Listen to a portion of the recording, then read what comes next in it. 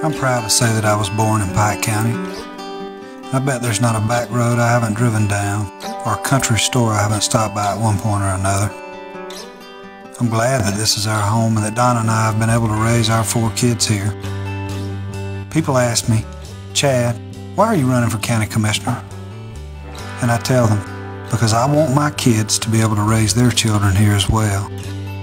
I want them to know that we have protected Pike County's values and that Pike County is still a place where we can pray together and play together.